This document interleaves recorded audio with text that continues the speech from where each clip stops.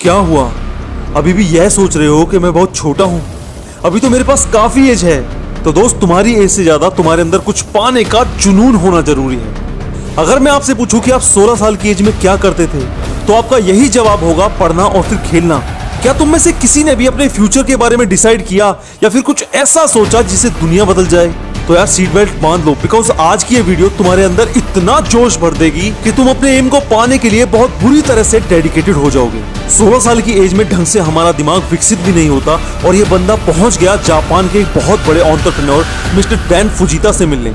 लेकिन ऐसा कौन सा बिजनेसमैन होगा जो 16 साल के बच्चे से मिलकर अपना टाइम खराब करेगा, और वो भी मिस्टर डैन फुजीता, जो कि मैकडोनाल्ड्स को सबसे पहली बार जापान में लेकर आए। जब कई कोशिशें करने के बाद भी इस बंदे को मिस्टर फुजीता से मिलने नहीं दिया गया, तो ये 16 साल का बच्चा उनके घर ही पहुंच गया। काफी देर तक वॉचमैन से बहस करने के बाद मिस्टर फुजीता की नजर उस बच्चे पर पड़ी और उन्होंने उसे अंदर आने को कहा। और अंदर आने के बाद उन दोनों में 15 मिनट तक एक मीटिंग हुई। उस 15 मिनट की मीटिंग में पता नहीं ऐसा क्या हुआ, इस बंदे को मानो किसी चीज की जैसे भूख ही लग गई। कुछ सालों के बाद उसने पैसा इकट्ठा करके 1981 में सॉफ्टबैंक नाम से एक कंपनी स्टार्ट की। और जब यह कंपनी 2 से 3 महीने की हुई, जापान में एक कंज्यूमर्स इलेक्ट्रॉनिक शो हुआ। उस शो के दौरान इस बंदे ने बड़ी बड़ी और फेमस कंपनीज जैसे सोनी और तोशिबा के साथ में ज्यादा पैसा खर्च करके सबसे बड़ा बूथ लगाया, जहां बड़ी बड़ी कंपनीज टिकट देकर अपने बूथ में लोगों की एंट्री करवा रही थी। वहीं पर यह बंदा अपनी सारी एसेट खर्च करके लोगों की एंट्री अपने बूथ में फ्री में करवा रहा था। आसपास के सभी लोग उस पर हंस रहे थे और उसे पागल और बेवकूफ बता रहे थे। उस इलेक्ट्रॉनिक शो में इस बंदे की कंपनी सॉफ्टवेयर्स के रेवोल्यूशन के बारे में बता रही थी कि आगे आने वाला टाइम सिर्फ और सिर्फ सॉफ्टवेयर्स का ही है। उनके बूथ में जितने भी लोग आ रहे थे, उनको वे अपने विजिटिंग कार्ड्स बांट रहे थे, बट शो के आखिर में इनको एक भी सॉफ्टवेयर की डीलरशिप नहीं मिली। उस इलेक्ट्रॉनिक शो में इस बंदे का सबने मजाक उड़ाया और कहा कि इतना बड़ा रिस्क कौन लेता है, ये तो कोई पागल ही होगा जिसने अपना सारा पैसा इस शो में लगा दिया और एंड में कुछ हासिल भी नहीं हुआ।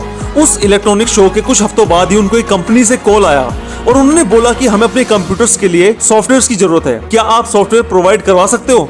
आप मानोगे, यह सिर्फ और सिर्फ एक कॉल इस बंदे के पास उसी विजिटिंग कार्ड से आई थी जो उन्होंने उस इलेक्ट्रॉनिक शो में लोगों को दिया था। उस एक कॉल ने इस बंदे की जिंदगी बदल डाली। उस एक रिस्क ने इस बंदे की लाइफ को फर्श से अर्श पर पहुंचा दिया। उस कॉल से इस बंदे ने अपने सॉफ्टवेयर सेल करके $1,50,000 का रेवेन्यू जनरेट किया। इसके बाद इस बंदे ने नेक्स्ट मंथ और भी कई कंपनीज को अप्रोच किया और अपने रेवेन्यूज को डबल करता गया। और इस एक साल में इस बंदे का रेवेन्यू $2.3 मिलियन तक पहुंच गया। जब यह बंदा रिस्क ले रहा था, तब और लोग इसे बेवकूफ बता रहे थे और उसके एक रिस्क ने इस बंदे को इतना बड़ा आदमी बना दिया। और इसके बाद तो इस बंदे ने रुकने का नाम ही नहीं लिया। दोस्तों, आप लोग शायद याहू के बारे में नहीं जानते होंगे।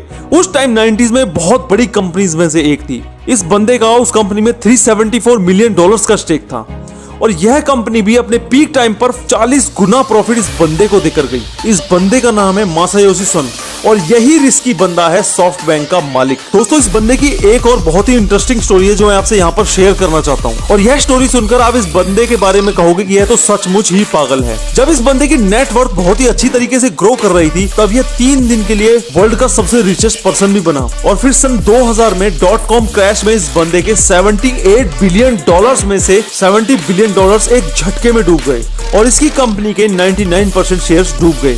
उसके बाद इस बंदे ने अपने $30 मिलियन का फिर से रिस्क लेकर एक छोटे से स्टार्टअप अलीबाबा में इन्वेस्ट किया और वो छोटा सा स्टार्टअप आज वर्ल्ड में one of the most valuable companies में से एक है। आज सॉफ्टबैंक के सीईओ का स्टेक 2240 गुना यानी $130 बिलियन हो चुका है। आज के टाइम में सॉफ्टबैंक ने स्नैपडील, फ्लिपकार्ट, पेटीएम, ओला और ओयो में सबसे ज्यादा इन्वेस्टमेंट कर रखी है। यह बंदा बर्बाद होते होते फिर से कामयाब हुआ और फिर से बर्बाद होते होते फिर से कामयाब हुआ। मिस्टर सन कहते हैं कि लाइफ बहुत छोटी है, इसलिए हमेशा कोशिश करो कि बहुत बड़ा करके अपना नाम छोड़ जाओ। कुछ ऐसा करो कि लोग किताबों में तुम्हारे बारे में पढ़ें। तो यार वीडियो अच्छी लगी हो तो एक शेयर तो बनता है। फेसबुक, व्हाट्सएप, जहां मन करे वहां पर शेयर करना, पर जरूर करना। और यार नए हो तो सब्सक्राइब मारो। तो यार मैं मिलूंगा आपसे एक और आग भरी वीडियो में। It's Hemraj motivation signing off.